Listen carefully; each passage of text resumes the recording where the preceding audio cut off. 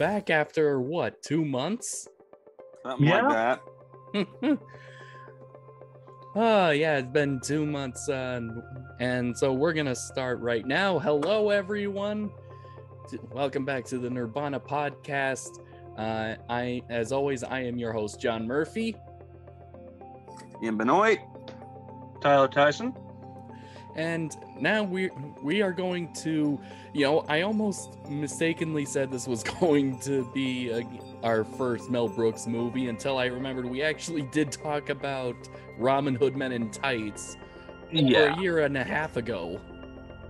Was it a year and a half? Has it been that long? It was our first recording with video. It was? It was. Okay. Well, we are going to be talking about another Mel Brooks movie, another one, actually his best, the one before Men in Tights, and that is Spaceballs! Oh shit, there goes the planet. And I think this was definitely when, and no, I don't mean this in any insulting way. This is definitely where Brooks peaked. Where he peaked he was at the height of his comedy writing. It's just amazing. Now, a lot of people who are fans of Brooks would say, yeah, this is his peak, but I don't know if that's true at the box office.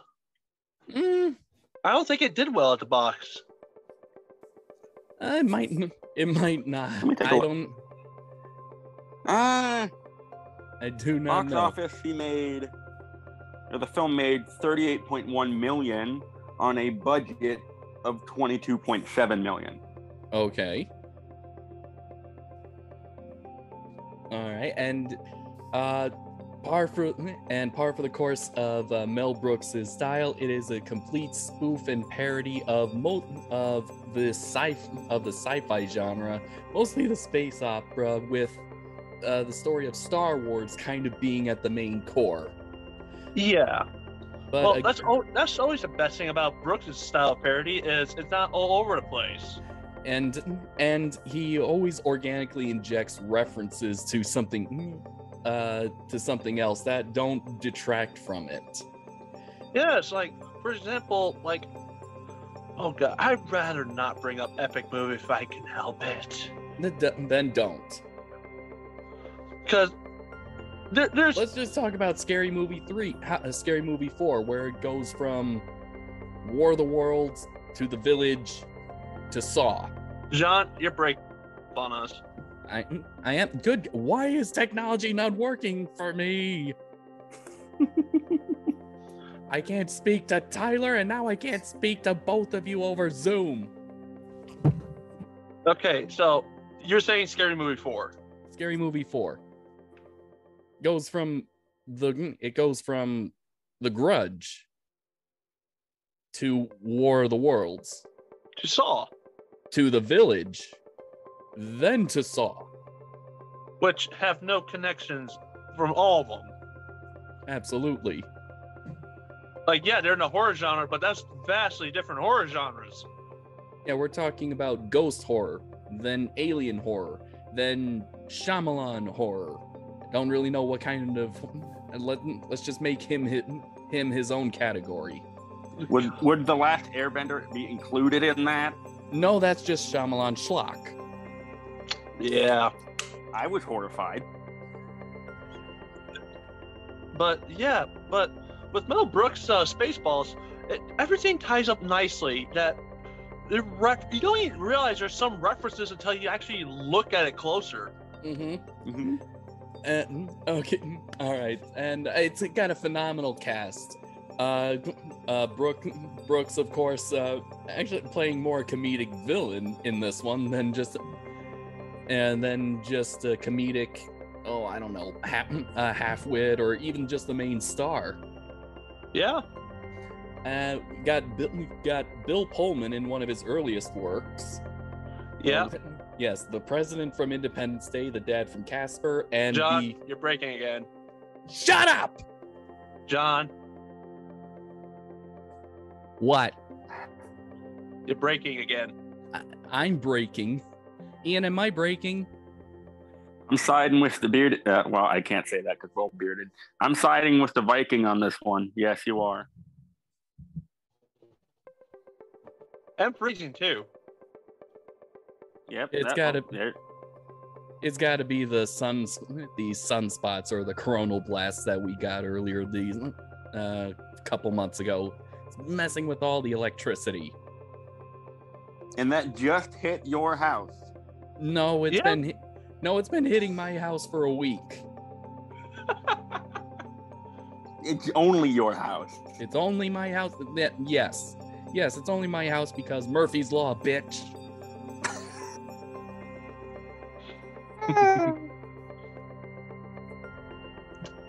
God, I had to just get some new cords. A new phone. Or you could just do what me and Tyler do and just use our phones. Yeah. Screen record, dude. I'll give it some thought. And yeah, anyway, what was I on before that little tangent? The cast. Yeah. Okay. You're on Bill Pullman. Bill Pullman. Yeah, and also the sheriff from Lake Placid, which I kind of hope we can talk about someday. And the dad from Casper. I said the dad from Casper, yes. Ah. The late John Candy, who's always funny and about. Barf! Yeah, well, not in this car, mister.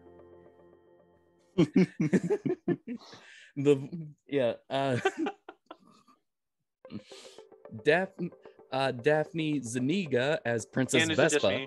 What? No, it's not just you, dude. Oh God. Looks my internet connection is unstable. Oh well, thank you. It's nice to know that my mental health is not the only thing unstable. Should I be recording this on my end? Because this is more hilarious than our review. Yes, you should be recording this on your end.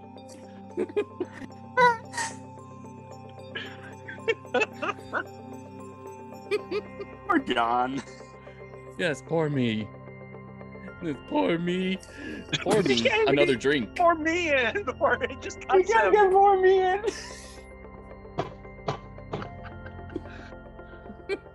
Murphy's Law. Uh-huh.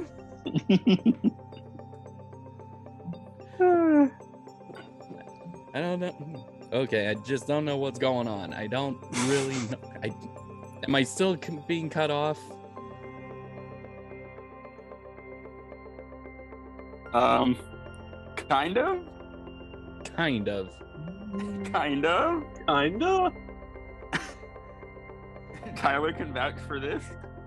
Yeah. Okay, then I will speak slowly so that you. And is this becoming a comedic routine now? It really is. I should have restarted recording when John did, because this is freaking hilarious. It is. And technology, the hope for the future. Totally. Even in the future, nothing works. Exactly. Yes. Viewers, just in case you can't tell by me and Tyler's giggling, John is cutting in and out intermittently, and it's absolutely hilarious because it cuts him off when he's complaining. Yeah. And he can't even talk about the movie we love. No, we can't. Ratings. 10 out of 10. Done. The ratings 10 out of Spaceballs. Done. There you go. Can you hear me? Now? Can you hear me? Yes, I can Father, hear you now. Can you hear me? Oh God. Currently, yes. Okay. And I'll just I'll just stay close to the microphone. I'll throw my back out of whack.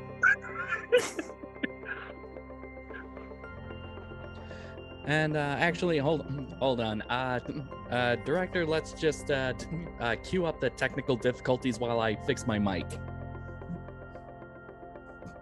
I don't think Cue it's the elevator mic. music.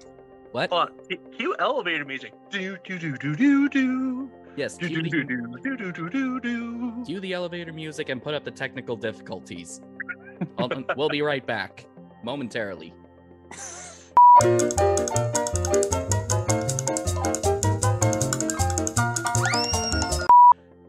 Welcome back, everyone. So apparently, it was pointed out to my it was pointed out from Ian that maybe this all started. I gave myself some bad luck by skipping the small talk and just going straight to the talk.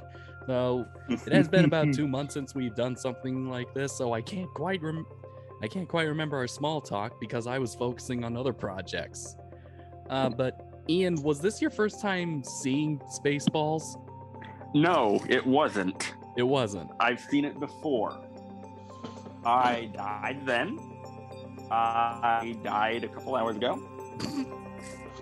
And yeah,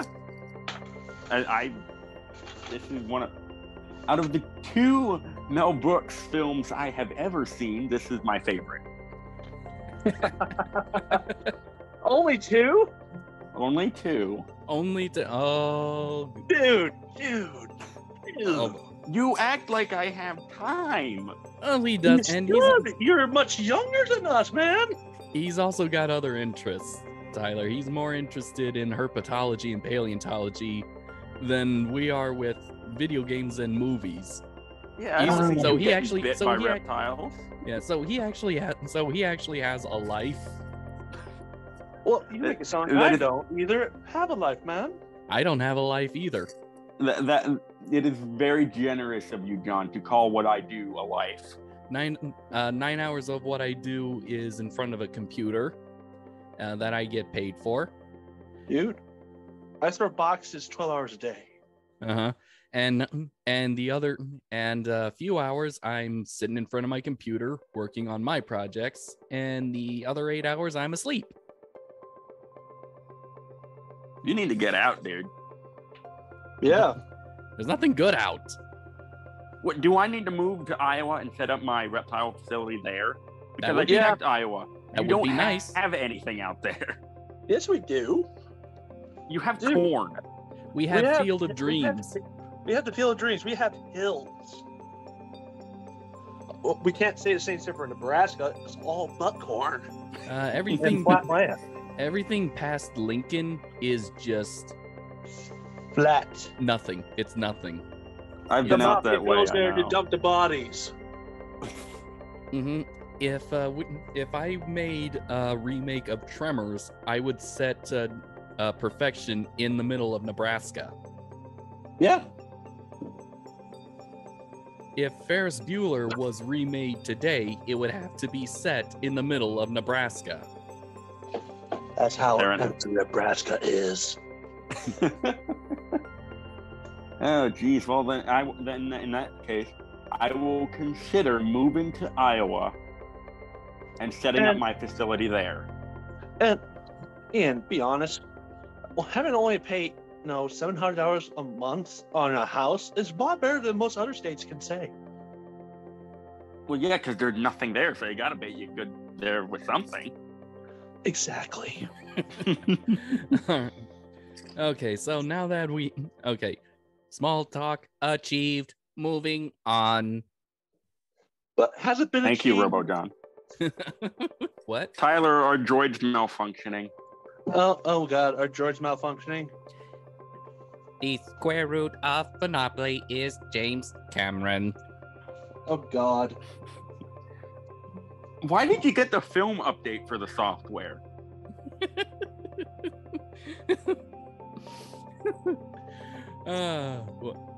Didn't you say that this is now funnier than the movie that we're talking about? It was when you were dying. Technology was conspiring against you, but you know. Anyway, Spaceballs. Yeah, Spaceballs. Spaceballs. Okay. Tyler, when did you first see Spaceballs? I'm not gonna lie. I can only think of 2 instances, and it was when I was pretty young, honestly. For one, I was getting a haircut at a barber shop, and it had a TV on. Okay. The CRT TVs like out there, and no, it was there just for kids like me who like, I don't want my haircut. Mm-hmm. But I was like, what is that? Dad, is that Star Wars? He look at it like, no. Because, no, he didn't get the humor of Spaceballs, sadly. Though that might be the case because we didn't see it from the beginning. We were in halfway. He was confused. Okay. I think that's the second time you've mentioned that you have come across a movie / franchise at a barber shop. Yeah. Yeah, the first one I remember hearing about was the Godzilla. Yep. Is that going to be like a recurring thing? Is that going to be a recurring thing? It might be, John, because he also discovered the Terminator via his father. Dude, my dad introduced me to scene. a lot of things. Like, or his dad might have introduced that. I'm talking about him discovering movies or franchises at the barber shop. No, dude. But let me continue the story. I saw it. I first saw it at the barber shop, but I didn't actually get to watch it and understand it. Dude, I was like 6 or 7. Do you think that kid's gonna understand what's going on in Spaceballs? Granted. Now, when I was in high school, in my sophomore year, I had a friend, it was a freshman underneath me. Went out to his house to hang out, play Xbox games. He's like, dude, have you ever seen Spaceballs? I'm like, what's that? Because I didn't know what it was that I watched back when I was a kid at a barbershop. It didn't have a title card in the corner that says what the movie was called. And so we watched it, and I was like, this movie! And so I managed to get some proper context about what this movie was all about, and died laughing. Yeah, that's happened to me a couple times. I catch clips of movies either on the TV, like channel surfing, and then wouldn't discover them until years later. It's like, oh, that's something that stuck with me. Now I have context. So it was like me with Jurassic Park. Sounds right. Mm-hmm. But okay, for me, I just saw Spaceballs because it was really more of it was a conscious decision. I bought the DVD when I came across it. I watched it when I was in high school, and I knew Mel Brooks because my dad was the one that actually showed me Blazing Saddles. And so it was after seeing that movie, it was like, Mel Brooks, he's awesome, he's funny. But let's see, but how I heard of Spaceballs was from Family Guy, oddly enough. It was the episode. You remember that Wish Upon a Star parody song? Yeah. I need a Jew. He just says, thanks for Spaceballs. It's like, okay, very weird. But I saw it and yes, I laughed at it. It is amazingly funny. From the Darth Vader looking character. Oh, come on, just call what it is. Dark Helmet. Dark Helmet. Yeah, from Dark Helmet to the Dinks that are clearly supposed to be Jawas if they were in Disneyland, which I guess, given the state of business, they are now. Yeah. Now, okay. Let's get to the point of how does the humor hold up today? The humor still holds up. Mm-hmm. It feels like timeless. It is by far timeless. what Mel Brooks did with Spaceballs is exactly the same thing that George Lucas did with Star Wars. Made something that was made years ago, and it's somehow timeless. And what makes it timeless is because the jokes don't go out of date, unlike most parody movies of today, where like they make a joke that's only like a pop culture thing that people only of today could understand. Yeah, the jokes stay kind of within their genre, and they make references to movies that are in that genre and are just pretty much well known. I mean, let's be honest. If we saw a Star Destroyer that says, with the bumper sticker, "We break for no one," that's pretty funny. It is pretty funny. Everyone has a bumper sticker. Everyone has a bumper sticker. It's still funny. And there's a lot of fun wordplays. Like, for example, jamming. Sir, what's that? The radar, sir. It appears to be jam. Jam. It's always raspberry. There's only one person who would dare give me the raspberry. Lone Star. Clunk. And that's just the funniest wordplay. Mm-hmm. Wordplay plus no physical shots of the said jamming of the dish. Mm-hmm. Speaking of like wordplay, how about ludicrous speed? Well, that's ridiculous. Oh wait, we're past ridiculous. Mm-hmm. Yeah, it's not something to be taken lightly. God. Oh God, John. I made a punny. but no. Let's go to what is now. What is then now? What? When? What is then now? When? Soon. How soon? Then. I just love that they're trying to track the princess with the VHS tape that has finished filming before they finished filming. That's honestly one of the best fourth wall breaks. Oh, yeah, because that's up there with Robin Hood when everyone pulls out the script. Yes. I think when it comes to fourth wall breaks, Mel Brooks did it best. What? Yeah, Mel Brooks. He does it the best. I mean, you just without just looking at the camera. That's like cheap and lazy. It's like, oh, but, well, that's just lazy writing. Okay, yeah, we get it. Deadpool is known to break the fourth wall, and he's supposed to do it, and it's kind of lazy to do that. But that's part of his charm. Mel Brooks, he's a genius at it.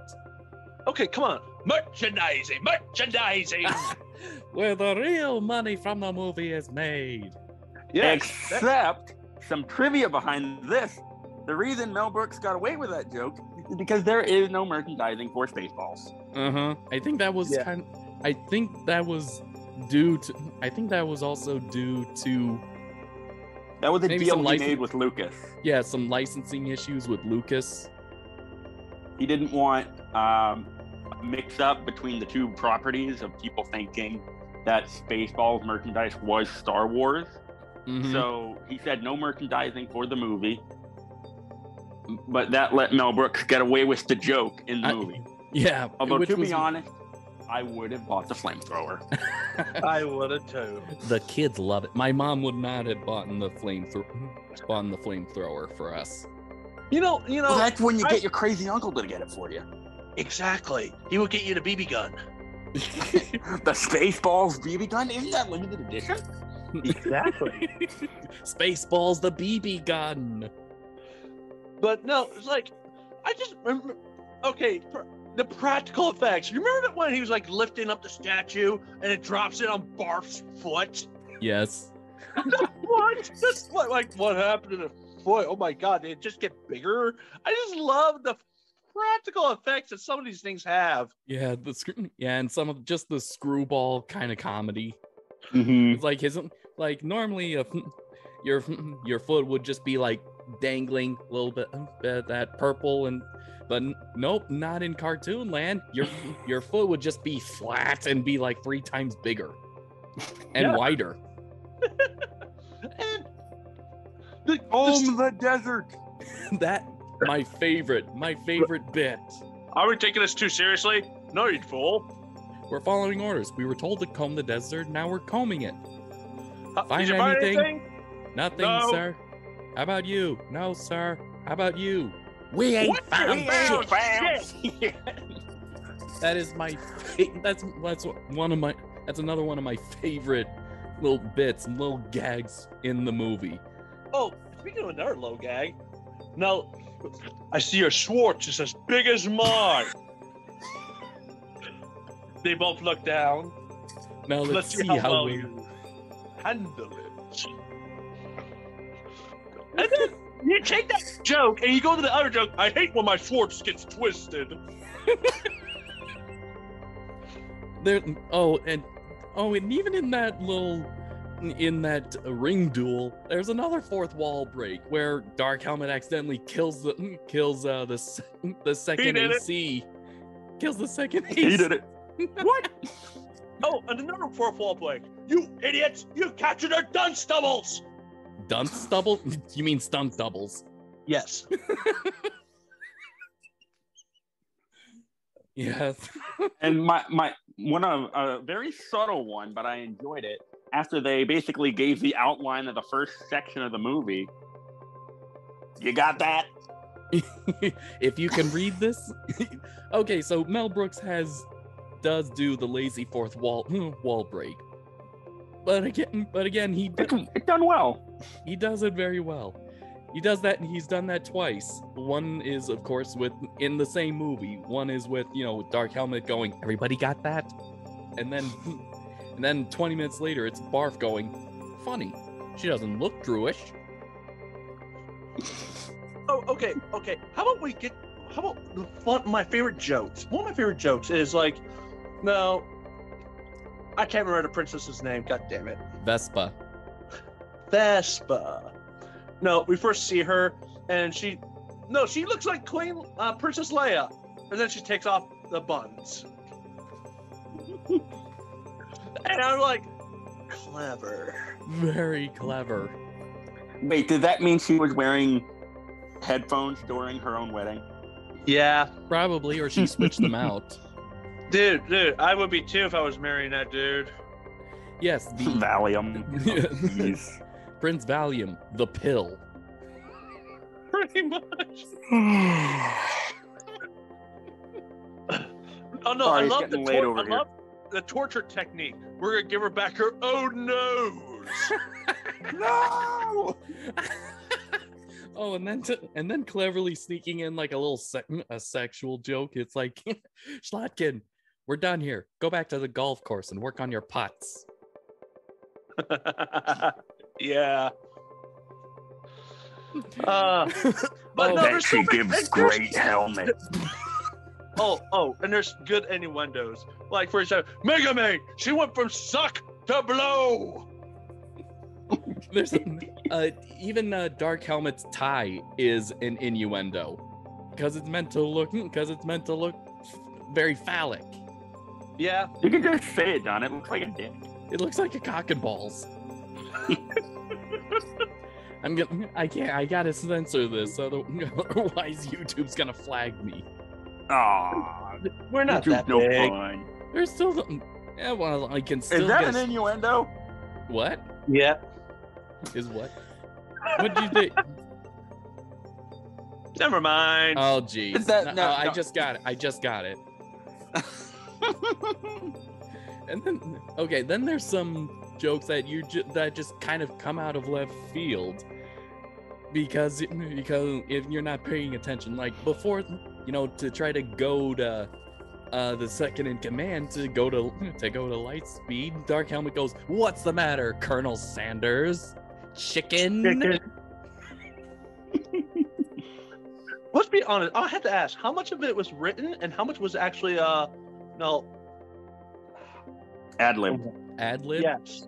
I do not. Well, I know the fact that "That's Gonna Leave a Mark" was ad-lib because that was actually a goof. John Candy really did get did get hurt. He forgot to unbuckle himself from the car seat. Ooh. But I love the fact that the Millennium Falcon is a Winnebago. Yes. So more well, the like Millennium Falcon in the original Star Wars was a piece of junk. now they give the rebel of this one a literal piece of junk. Yeah. I said this.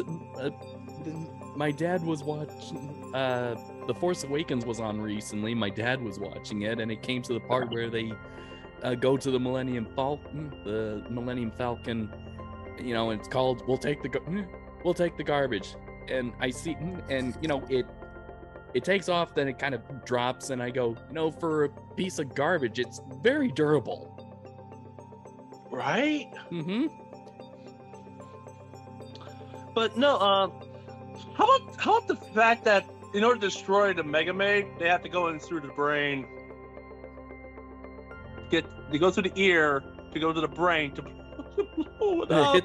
To hit the self-destruct button with the sign that says "Do not push unless you really, really, really, really mean it." Yes. Oh god. And let's be honest, part of the fun of Spaceballs is the ridiculousness of the freaking world. The Star Destroyer has a circus and parade and a bearded lady. Mm-hmm. Well, honestly, I think that it's kind of funny is like, yeah, you've seen the Star Destroyers. They're huge. It's like, what is in there? There's most like, well, everything. There's a mall. And there's a 3-ring circus. I mean, makes sense. I know, right? In fact, the opening is a parody of it. It's like it takes 5 minutes to get past the thing. Oh yeah. No wonder they used up all their air. Mm-hmm. Right? And speaking of which, air! Canned air! Perry air. And the fact is, like, you laugh at it now, but can you imagine going back to the, 80s when it was just made? Yes. Like, can you imagine telling, hey, people are going to buy water? What? Mm-hmm. Mm-hmm. I think that's kind of an allegory of that. That's probably the reason why he made the prop Perrier, because there is really Perrier, which is mineral water. And the fact that in Spaceball City, it's the freaking U.S. Capitol building, and it plays the presidential march. Yes, the Hail to the Chief. And, and also the fact that Spaceballs are the villain, and they're going after another quote-unquote country to take their resources. Sound familiar? It sounds it sounds a lot like Reagan. But hey, let's be optimistic. You know what's pretty funny? The fact when they had to break the code to get past the shield on the planet. Oh right, yes. It sounds like something an idiot would put on his luggage. Amazing! That sounds like something I put on my luggage. You know what? I was actually able to use that joke at one of my previous jobs. We had phones that it was at Lowe's. So there were these phones that are specifically meant to just call other departments. And it has you got to put in a password for it, and my usual phone for some reason decided to log out. So I tried to find one of the supervisors, say I don't really know the password. Gives me the password, it's some word, then 1 2 3 4. Without missing a beat, I quoted that the whole luggage line, going, that's amazing, I got the same combination on my luggage. Did anybody get the joke? Yes, he got it. Thank you. Now, when the vacuum was sucking all the air, I love how it was blowing up all the snow. It sucked all the snow off the mountain, all the trees.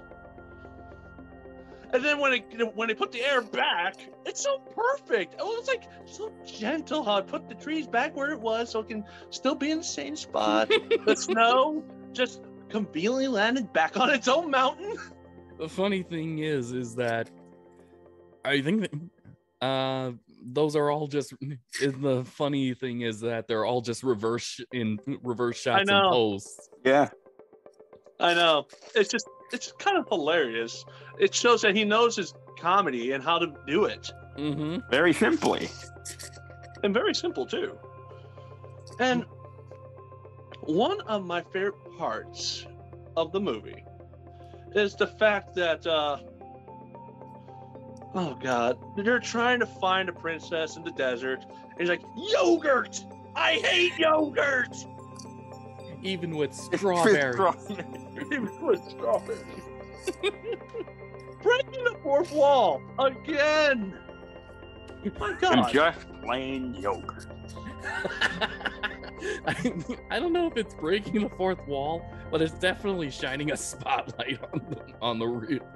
It's definitely shining a spotlight on it. Yeah. Does that mean it's canon that Lord Helmet hates, or Dark Helmet hates fruit? Raspberries? I think he just. Strawberries? No, I think he just hates. No, I think he just hates dairy-based desserts. Yeah. He said that he hates yogurt, even with strawberries. So I think he said even with strawberries. So that must mean he loves fruit. Oh. But even that wasn't. But even that's not enough. That's not enough to make him like yogurt. But oh man, and what the Star Trek reference, Ian? God. Snotty beamed me twice last night. It was wonderful.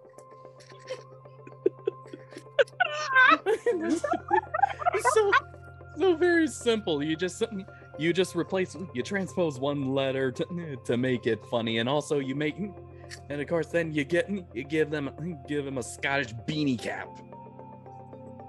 Yeah. And it's like, oh, I'm sorry, sir. It must have been a micro converter malfunction. I'll try to reverse the beam. And I just love it that all it did was just turn his head backwards. And his hands. I looked closely during this viewing. It turned his hands too. Yeah, it's supposed to be just my butt is big. and of course, to sell the end of the entire bit is that he's really just in the room next door. Yeah. Yeah. I love it. That's just. Get it, a walk.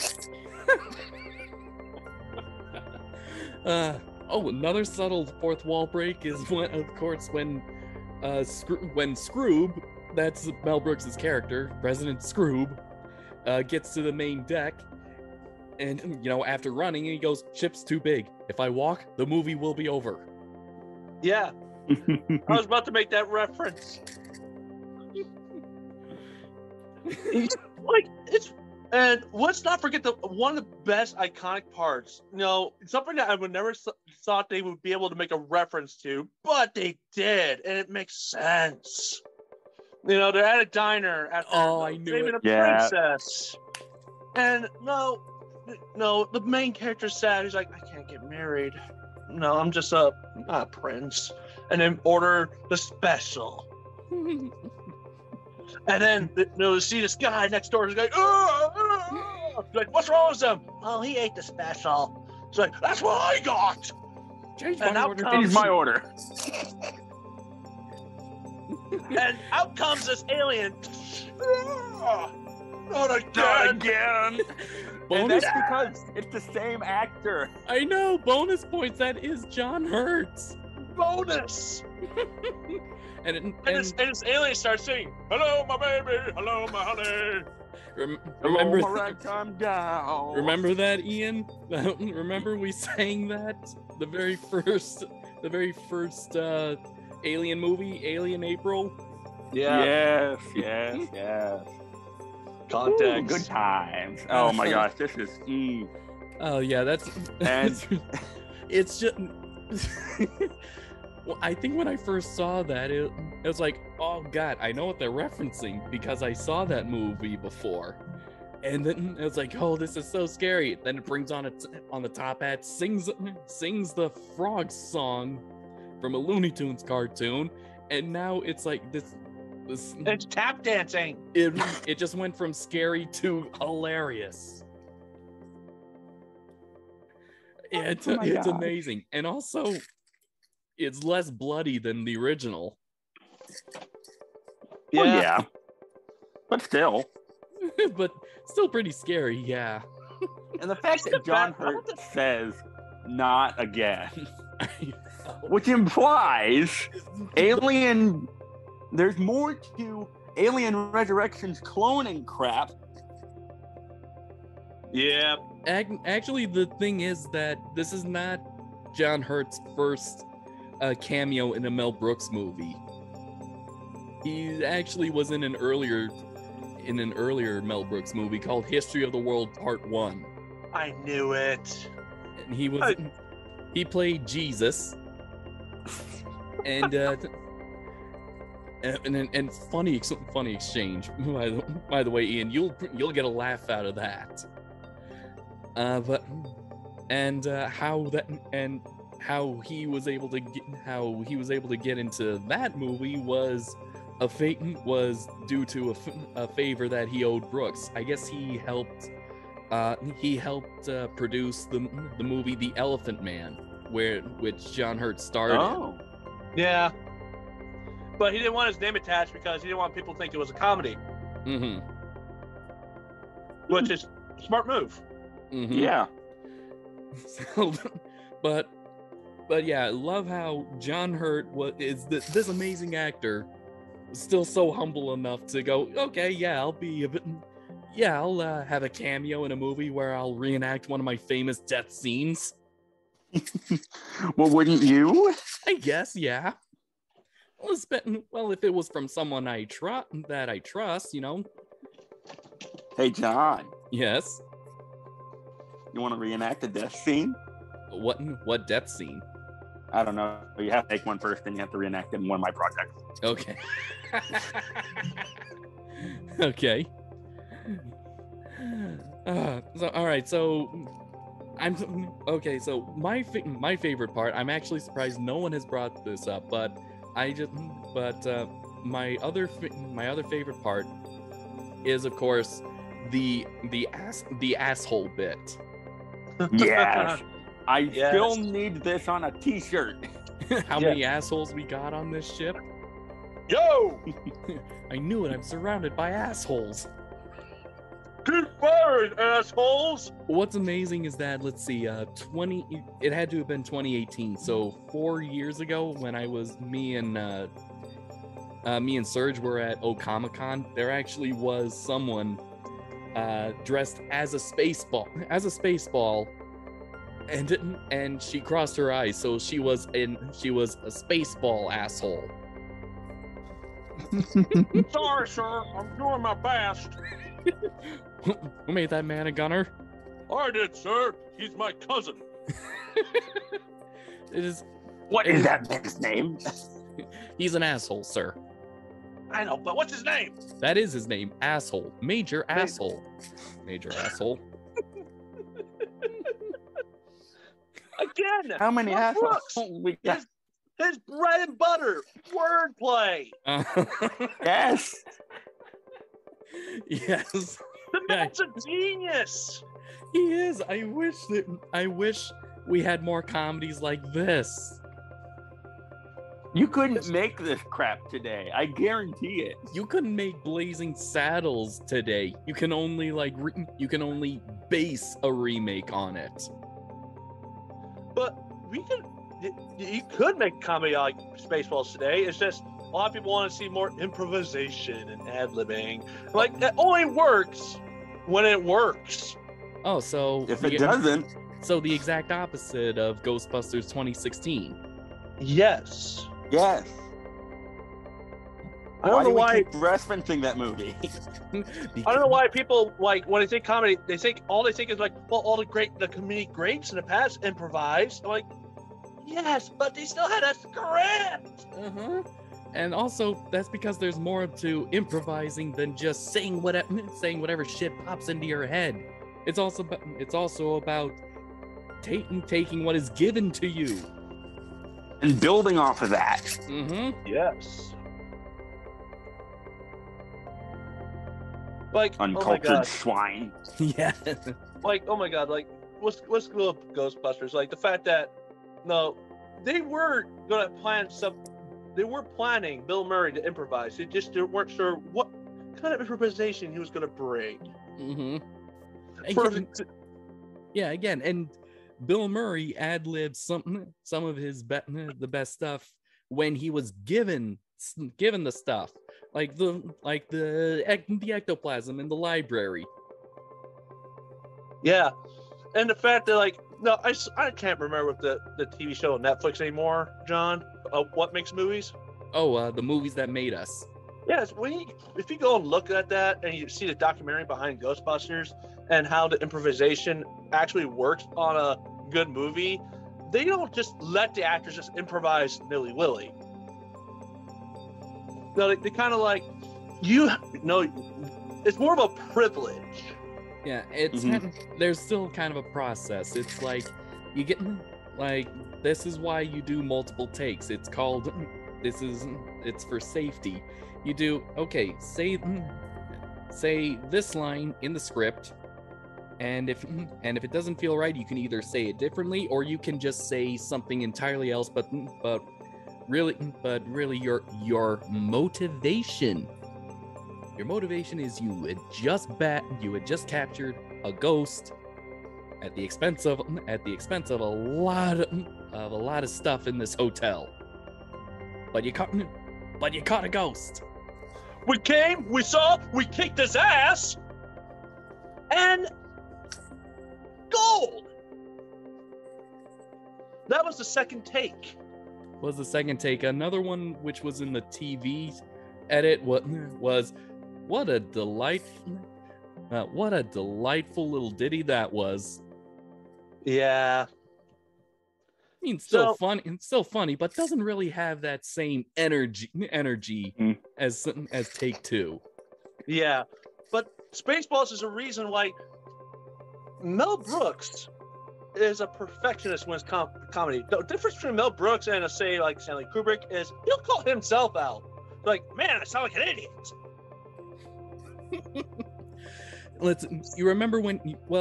He does allow some improvisation and ad-libbing. Like the scene with Dark Helmet playing with his dolls was all completely ad-lib. There was no script for that. It was just all Rick Moranis, 100% off the cuff, off the top of his head.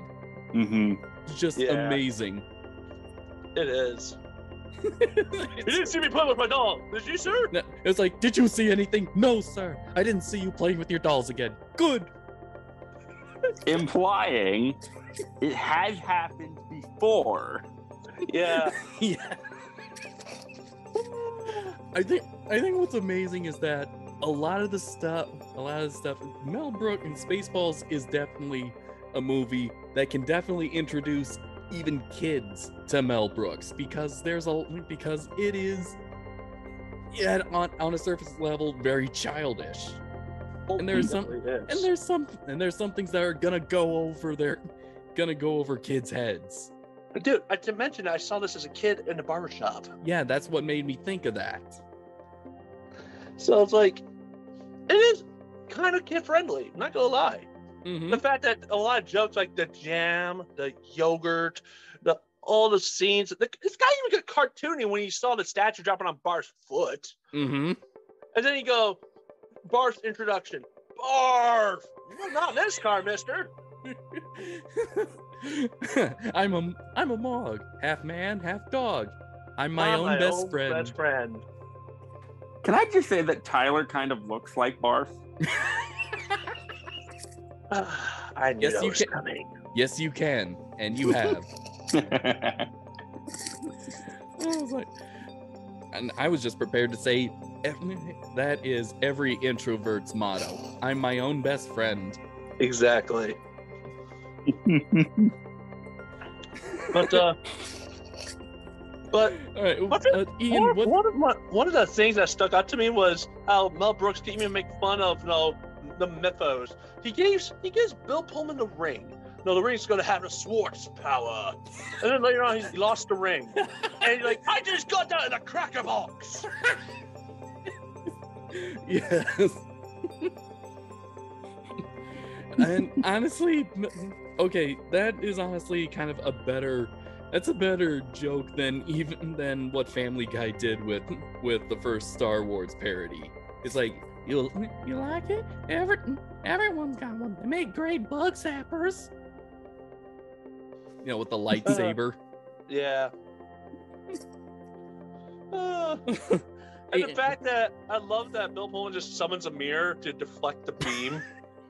And the fact that Dark Helmet's way of choking soldiers is to remove their balls. No, he doesn't remove them. He just squeezes them with his own swords. What's funny is that the first guy that happens to actually blocks his neck, thinking that it'll protect him, and it's thinking like he's gonna target the throats. We think because that's what we think. We've seen Star Wars before. Yeah. And of course, with Mel Brooks, it's got to go lowbrow, below the belt. Mm-hmm. But it's still fun. It's still funny, and it's not just a one-off. It's not a one-off. It's a running gag. It's a running gag because whenever they're scared, whenever the Spaceballs are scared of Dark Helmet, they cover their crotch. Yeah. like it's just so very funny. Like after when he gets his coffee, I always have coffee when I watch Radar. You know that? Of course I do, sir. Everybody knows that. Of course we do, sir. Okay. Now hold on, Tyler. Ian, what's your favorite Mel Spaceballs moment? What's your I do not know because the whole movie. Can I? Yeah, I was about to ask. Can I say the whole movie? Sure, you can say the whole movie. It's just one string after string of comedic genius. Mm-hmm. And I just, it's just so freaking funny. And after a string of bad luck on my end in my life, I needed to watch this movie. I needed to, and it was great to see once again, especially for a review. But my favorite moment, I have so many favorite moments. Honestly, the whole movie is just so good. You can't even have just one moment. I know. But it's all of them. Probably, like all of for me, it's probably the flamethrower because that's just gold. Okay, John. Yes. Ian, what's your thoughts on the self-destruct sequence when they're trying to escape the Mega Maid? Well, everyone's in a panic. Everyone's trying to get to a space pod or escape pod. Well, that's hilarious. Mel Brooks definitely knew how to make a cliche very entertaining. Yeah. Yes, they're trying to escape it. Yeah, they're trying to escape bear. A bearded lady, the pizza delivery guy. Do you think that was part of Pizza the Hut? You might have worked for Pizza the Hut. Touche. But Pizza the Hut, my God, that actually that costume was so good, and it's Dom DeLuise, by the way, who's inside the suit and also voicing the character. The suit was so good, it actually made me. It actually disgusted me. Mm-hmm. You're so delicious. The dripping cheese. It's like. Yeah. I just love how the comedy of that. It's everyone's in a frantic. They're like, does this have a self-destruct canceling sequence? Yes, at the last minute, the automated voice says, "This is the last chance to press the cancellation button." Cancellation button. Out of order. Out of order. Oh, yeah. 5, Oh my 4, 3, 2. Have a nice day. Thank you. 10, I can't. 9, 8, 6. 6. What happened to 7? Just kidding. Oh. We forgot to mention Rick Moranis. Rick Moranis has Dark Helmet. Oh my god. Okay, now this is probably his most breakout role. This is okay. Whenever Rick Moranis comes up, it's just filled with nostalgia. Because he was like a shining star. He was here, and then he was gone. He just disappeared. John, was this before Ghostbusters or after? After. So Ghostbusters is breakout, which got him to this role. Yes. Yeah, but of course, as a kid, I knew him as the inventor Zelensky from Honey, I Shrunk the Kids. True. Mm-hmm. And last year, he's walking in New York City. You know, the place where Ghostbusters, his breakout role was setted, and someone punches him in the face. Excuse me? Yeah, you didn't know about this, Ian? No. Yes, someone. The Spaceballs will not stand for this. It's the entirety of New York and every millennial will not stand for this. Who punched him? If I remember correctly, it was Texan. It was a Texan punched Rick Moranis. Yep. In New York Damn City. you, Texas. I am not I hated surprised. Texas before. I still hate him. Mhm. God damn it. Why would you punch him? What did he do? I had no idea.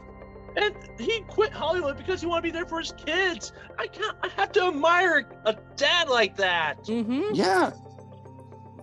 Putting his career on hold to, help look after his family? It was admirable. At first it was on hold, and then he said, "No, I'm retired." The last time he actually gets in front of the camera was for Ryan Reynolds' Mint Mobile ad. Yeah. It just makes me sad because he was so good. He was so good. He kind of reminded me a little bit of my dad. I don't know. He felt like he was I don't know. He just felt like whenever you saw him on screen, it was almost like he was someone you knew, like your neighbor, your dad, or even your uncle. Like John Goodman? What? Like John Goodman? No, John Goodman's definitely my Hollywood dad.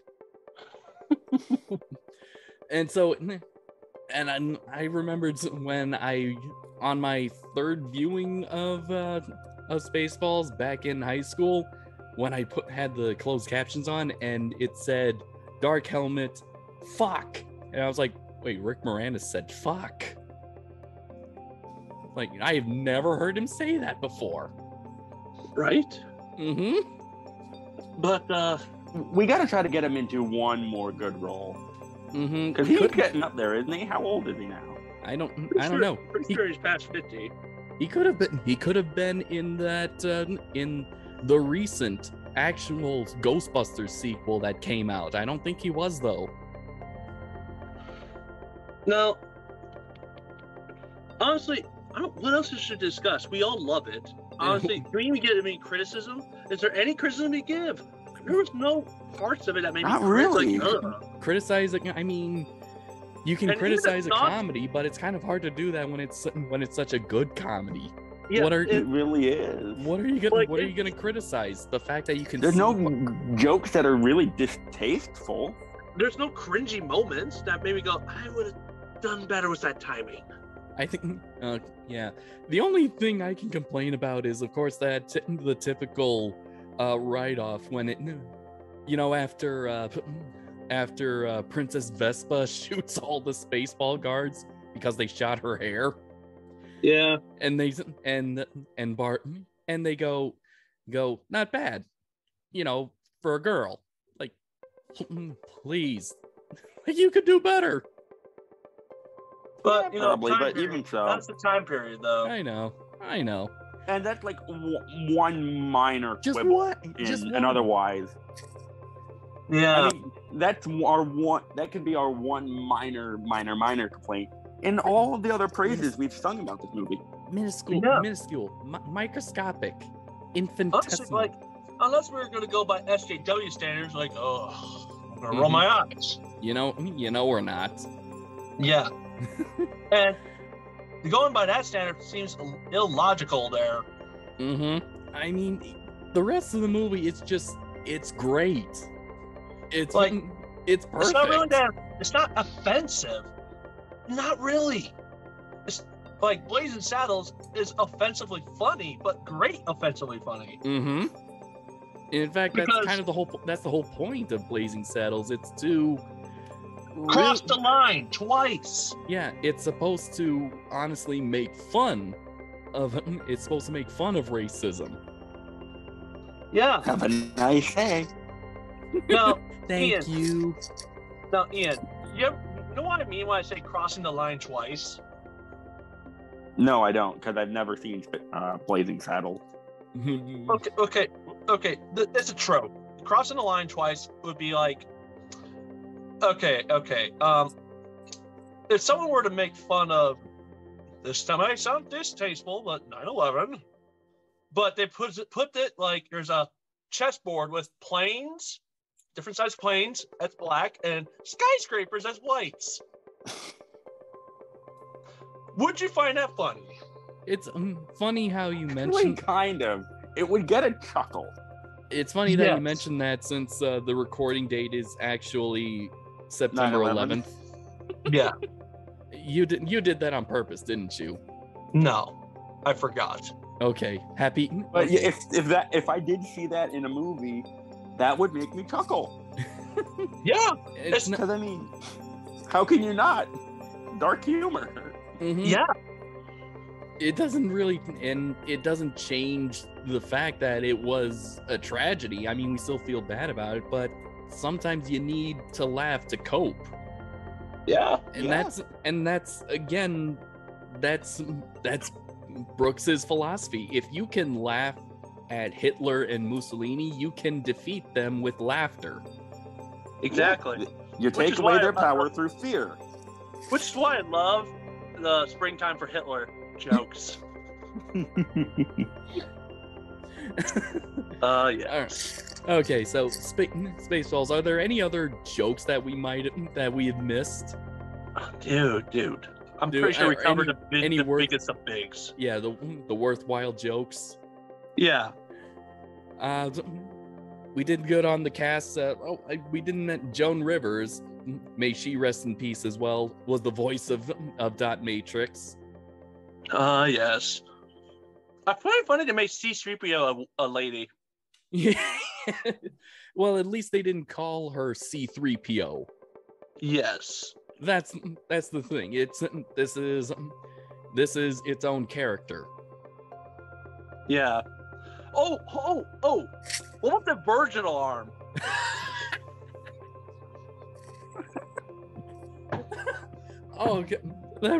Oh god, that also reminded me It's of the supposed priest. to come on before you do.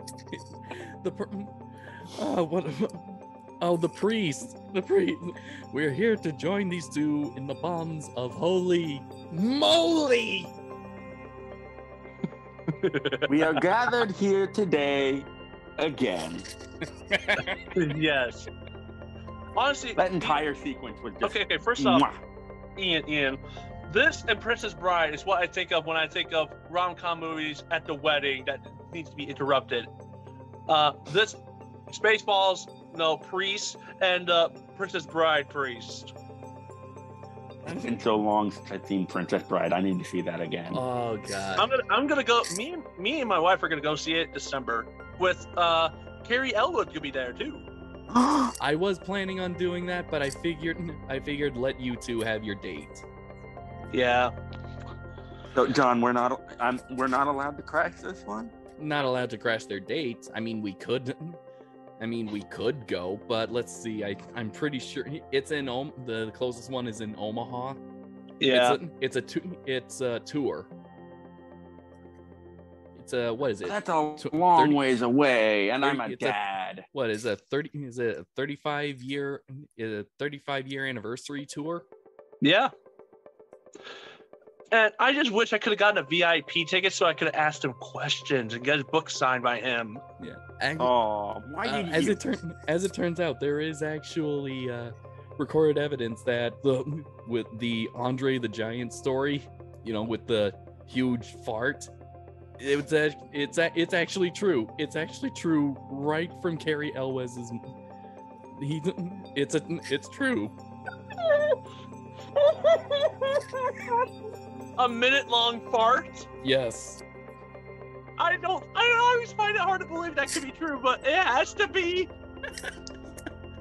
We'll have to. Andre, we'll have to save that for when we talk about Princess Bride, which we'll definitely have to do. My wife in the other room heard it. She's like, "All right, I'm okay now, boss."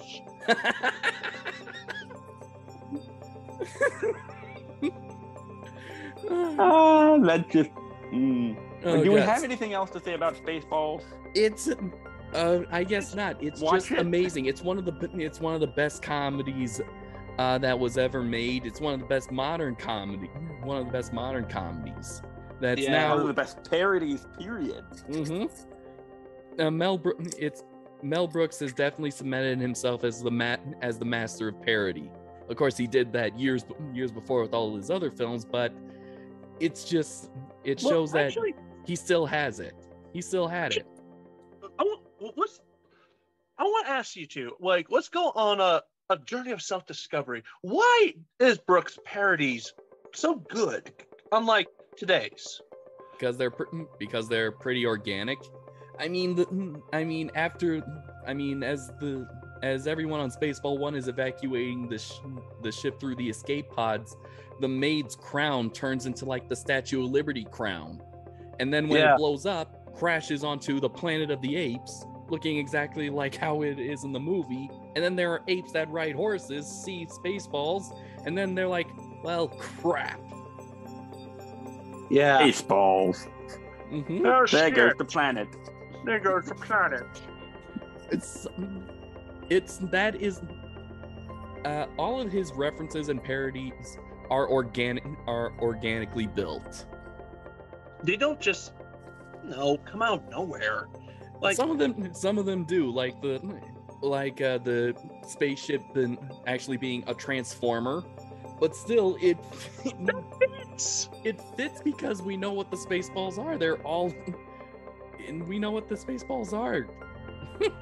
They're just, if we didn't hear that fasten all seatbelts before ludicrous speed, that would have come out of left field.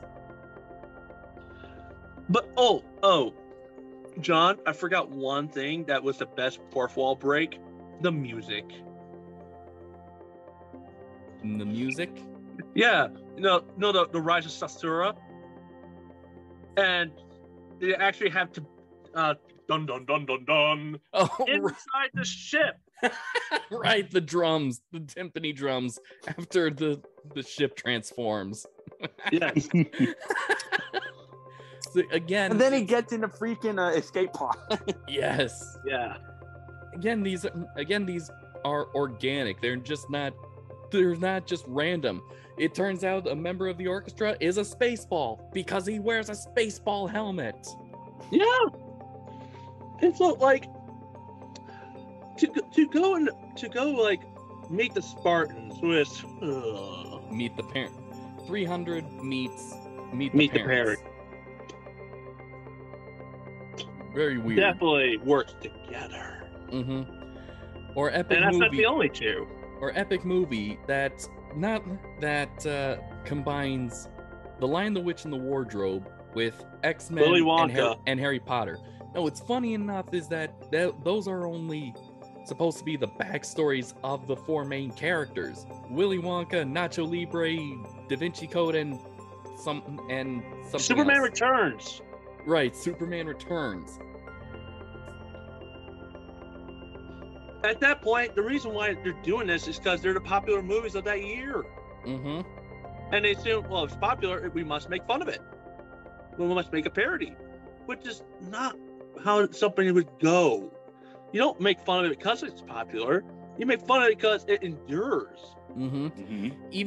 Even with the first Scary Movie, there was a pop culture reference, but it did feel organic. Yeah. Oh, you can say Scary Movie is a parody, but Scream is a better parody. Yeah, that's the whole point. Exactly. Like, Scary Movie is like a parody of a parody. But yeah, the reason why like Mel Brooks movie works so well is because like it takes a central theme. Like, let's use Young Frankenstein. Does Young Frankenstein really have references, John? Aside from the sets from Universal, a few plot elements like the blind hermit, the child.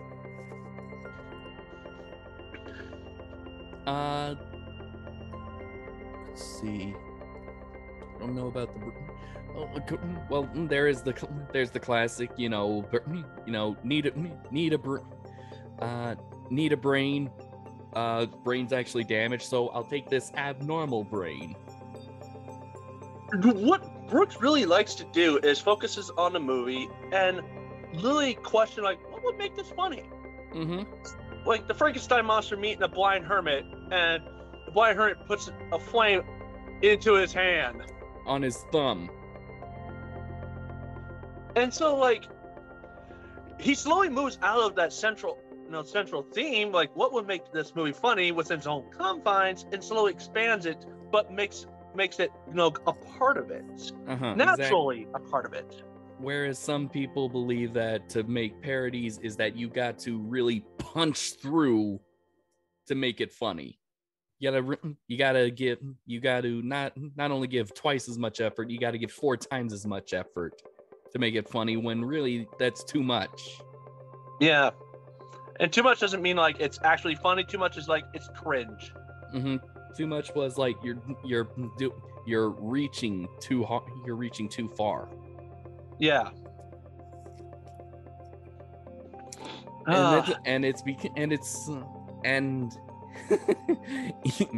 Ian's just like playing with his knife, listening to us.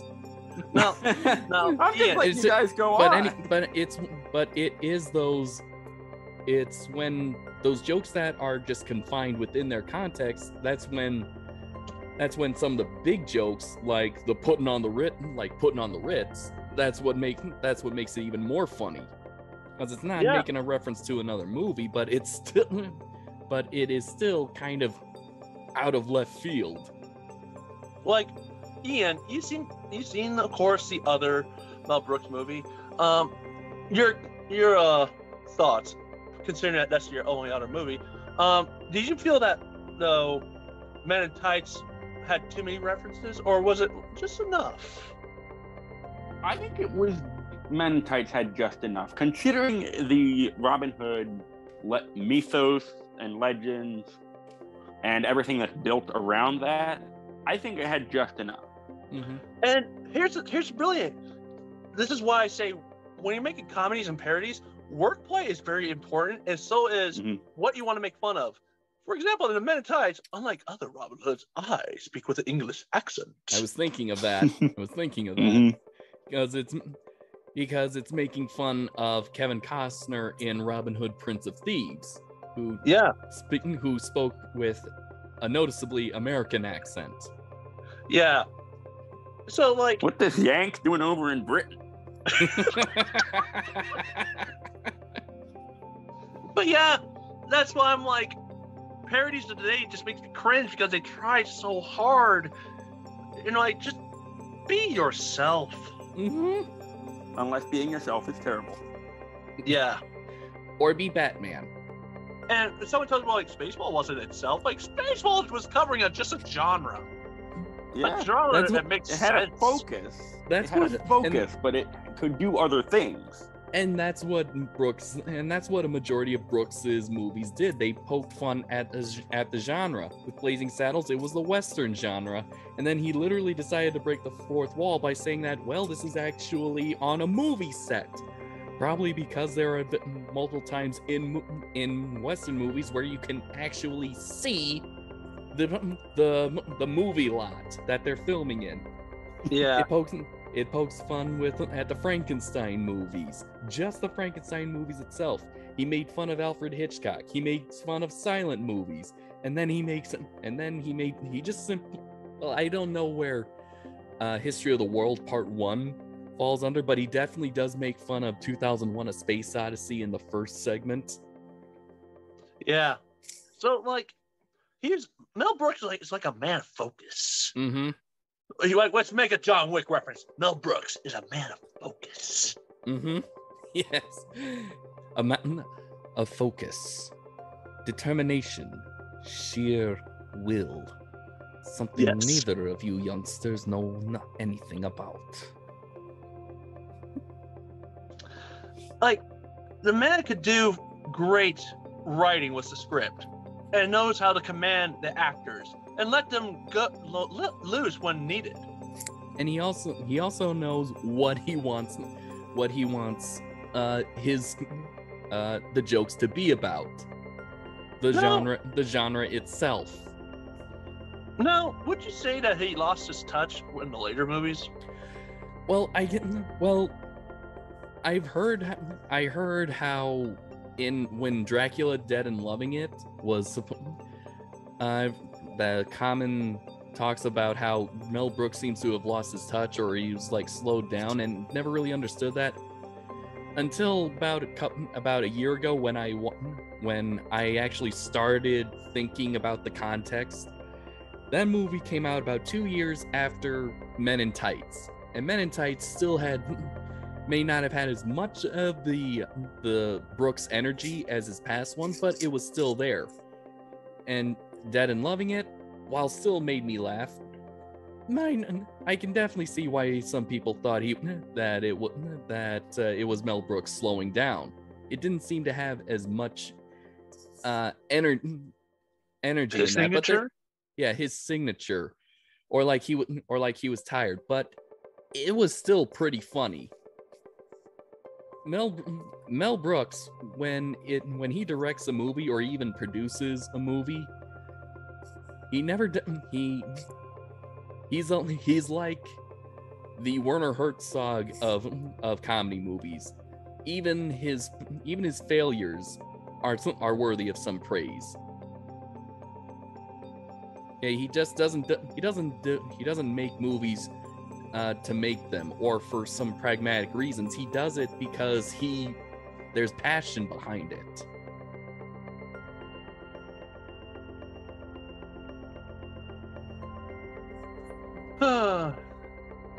Anything else we can talk about? I don't think so. We talked about criticism. Yes, and okay. So the small criticism. The small, yes, the one minute little minor criticism. Infinitesimal, nanoscopic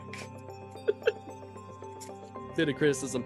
But yeah, I have to say Spaceballs is just a perfect comedy. It's one of the best comedies. Definitely should be in any person's movie collection, no matter how small. And definitely must-watch list. Yes, definitely must one watch of the before you die list. Yes, Leonard. Yeah, definitely on the list of movies you have to see before you die. I should start making that list. There's one guy already beat you to it. There's Leonard Maltin. 1,001 movies to see before you die. I'm pretty sure I've only seen like 100 of them. Is Spaceballs on it? I don't know. Okay. But regardless, I'll take a ratings. Ratings. Okay, John. Okay, and then I'll start it off. Like I said before, it's a really great comedy.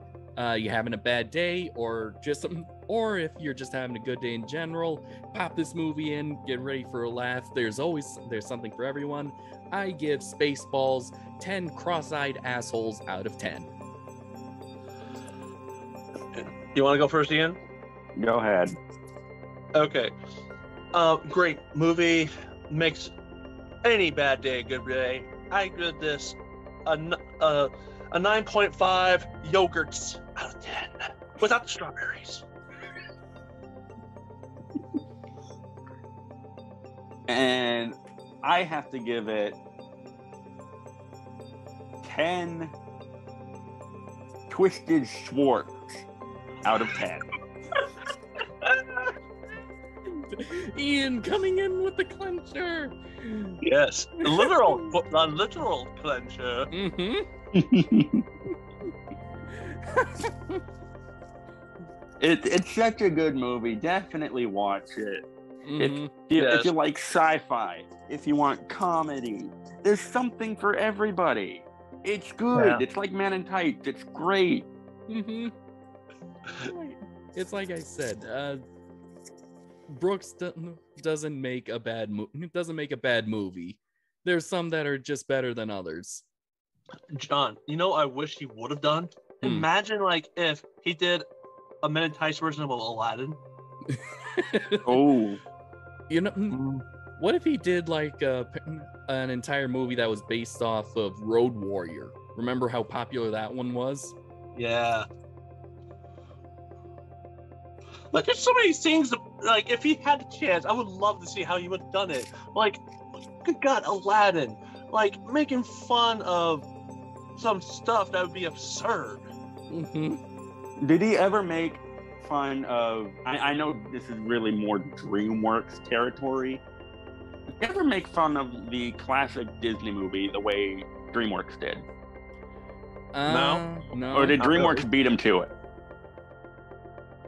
I guess DreamWorks might have beat him to it. The only thing close to DreamWorks territory is that Mel Brooks made fun of Moses a couple of times. But honestly, In History of the the reason World why Part DreamWorks did that is because they were pretty salty. Yeah. Specifically Katzenberg, but yeah.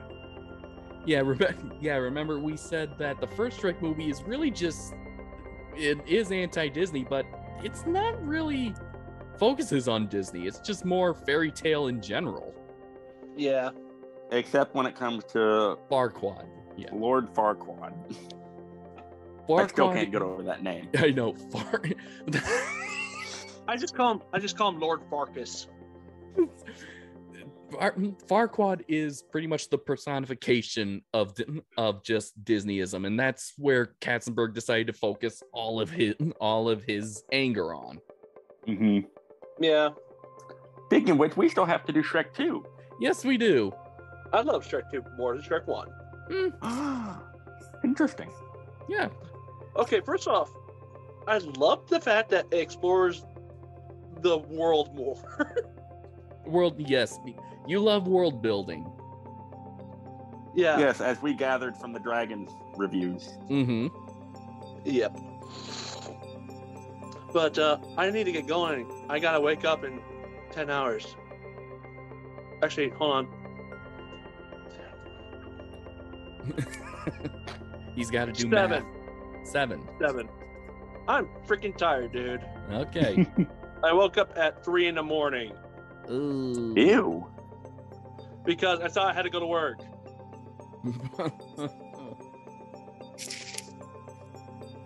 Well, that's too bad, man. All right. Yeah. Well, we'll let you get your sleep. All right. Yep. Talk to you- And we see will you guys. plan the next review, whatever that is. and Whenever that whenever is, it we won't go 2 months. Yeah, we won't do that again. No, we had stuff that we were going through. Mhm. Yeah. But Tyler Tyson. John Murphy And Ian Benoit. signing off.